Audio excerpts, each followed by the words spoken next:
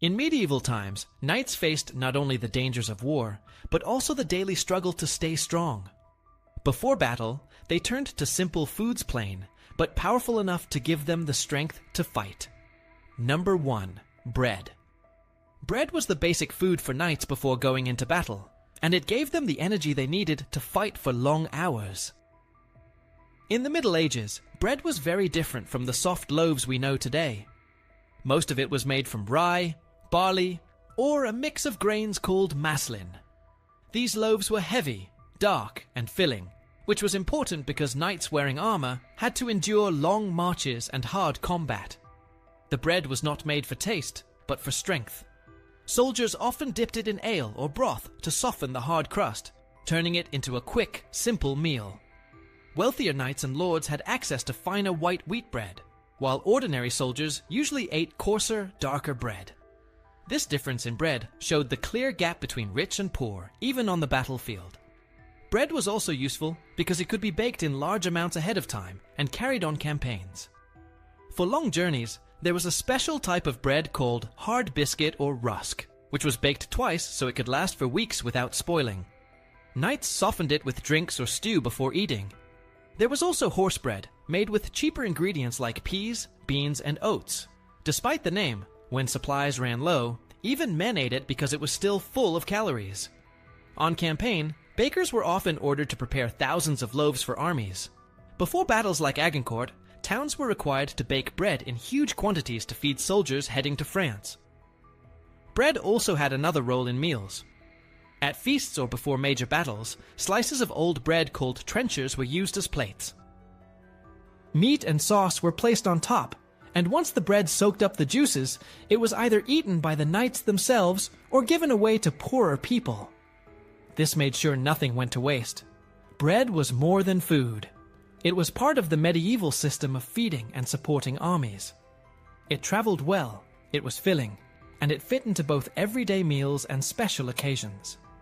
For a knight readying himself to fight, bread was the one food he could count on, steady and reliable in a world of uncertainty. Number 2. Meat. Meat was at the heart of a knight's diet before battle. It gave not only protein, but also fat and iron, which were vital for strength and endurance when wearing heavy armor and fighting for hours. The most common choice was pork, usually salted and stored in barrels. Salted pork could last for weeks or months if prepared properly.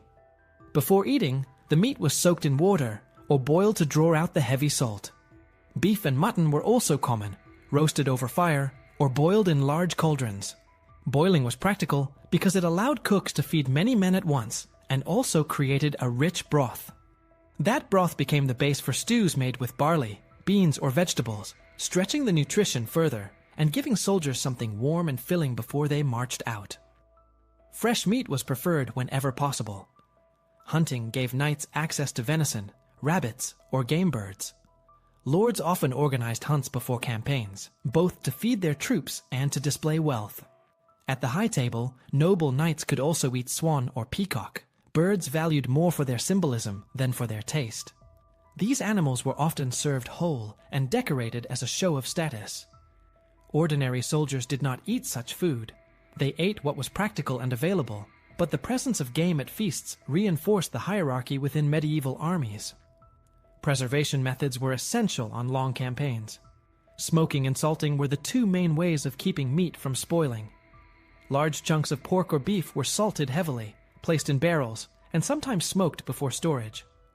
Fat was another method of preservation. Cooked meat could be stored in jars and sealed with a thick layer of lard or suet, keeping out air and bacteria. Sausages and blood puddings also made efficient use of animal parts, turning organs and blood into portable, compact meals. These products were easier to carry and quicker to cook, which mattered on the march. Meat pies and pasties were another clever solution. Chopped meat was wrapped in a thick crust that kept it clean and extended its shelf life. Knights could carry these pies on horseback and eat them without stopping. Flavoring meat was not as simple as today, since imported spices were expensive. Knights and their cooks relied on local and affordable seasonings. Garlic, onions, leeks, and mustard seed were common. Vinegar or verjuice, a sour juice made from unripe grapes, helped cut through the richness of fatty meat. These touches made the food easier to digest and more pleasant, especially before stressful combat. Religious rules also shaped when meat could be eaten. On fasting days, the church required people to avoid meat and eat fish instead. But in the middle of a campaign, commanders often ignored these rules. Soldiers needed energy more than strict discipline, and the risk of weakness in battle outweighed the rules of fasting. Only in well-supplied areas might fish replace meat, but pork and beef remained the core rations. Sharing meat carried meaning beyond nutrition. Eating roasted beef or pork together around a fire gave knights a sense of unity. Passing meat from one man to another created bonds of loyalty and brotherhood. This ritual mattered as much as the food itself.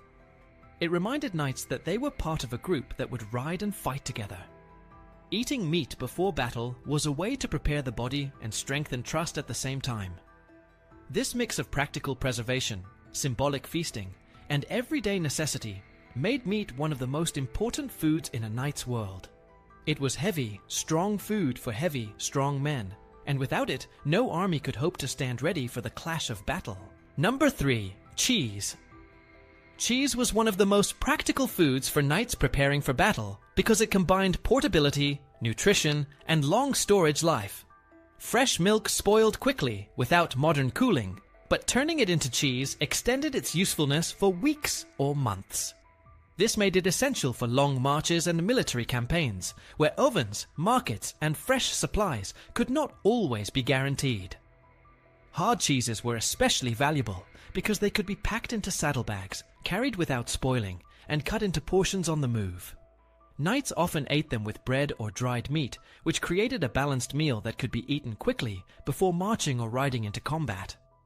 Cheese delivered both fat and protein, the two nutrients that gave lasting strength in times of physical stress. Different types of cheese were available depending on the region. In England and Northern Europe, cows provided milk for firm, heavy cheeses that could be stored in cellars or transported easily. In areas with rougher terrain, goats and sheep produced milk for harder and saltier varieties, which were equally durable. The choice of cheese reflected the local economy and the resources available to each lord's household. Wealthier knights and nobles often had access to higher quality cheeses with smoother textures, while ordinary soldiers carried simpler, rougher blocks. This difference mirrored the broader social order of the Middle Ages, where food could reflect rank and status, even when men shared the same battlefield. Cheese was not just eaten on its own. It could be melted into pottage, the thick stew of grains and vegetables that fed soldiers daily, adding flavor and calories. It could be grated over bread to soften stale loaves, or mixed with dried fruit like figs or raisins to create a richer dish before an important battle. Monasteries across Europe were major centers of cheesemaking, and armies often relied on supplies taken from monastic stores or purchased directly. These cheeses were made in large wheels, easy to transport and ration. Monks refined many preservation techniques, including salting and pressing, that made cheese more dependable as a military food. On campaign, knights valued cheese as much for its convenience as for its taste. It required no cooking, so a knight could slice off a piece and eat it quickly when marching orders came. It also paired well with ale, which was the standard drink in medieval armies, creating a simple but filling meal. Unlike salted meat, cheese was easier on the stomach and gave steady energy without making men excessively thirsty, a serious concern when water supplies were uncertain. Cheese also carried symbolic weight in medieval culture. It represented order, planning, and self-sufficiency. Having cheese ready before battle meant the household and army were properly supplied, and it reassured soldiers that their leaders cared for their well-being. Sharing cheese, like sharing meat, reinforced bonds of loyalty. Passing around slices before the clash reminded knights that they were part of a group, tied together not only by duty, but also by the practical rituals of eating. In short, cheese was more than just a side dish. It was a vital tool of survival, a food that traveled easily, kept men strong, and fit into every part of military life. From quick rations on horseback to communal meals that built unity before battle. For knights facing the strain of armored combat, a piece of hard cheese meant both comfort and endurance, a simple item that played a crucial role in keeping an army ready to fight. Number 4. Ale. Ale was the everyday drink of knights, soldiers, and peasants alike, and for a knight preparing for battle, it was as necessary as bread or meat. In the Middle Ages, water sources could rarely be trusted, especially near camps or towns where waste polluted rivers and wells. Fermentation made ale safer to drink, and it also provided a steady source of calories.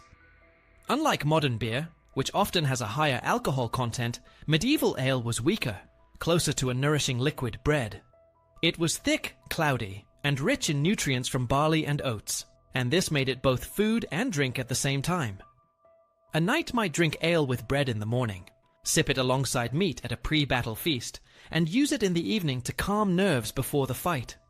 It kept men hydrated, filled them with energy, and created a sense of comfort that plain water could not. The process of brewing ale was deeply tied to medieval life. In many villages, brewing was done on a small scale by households, or by alewives, women who specialized in the craft. Large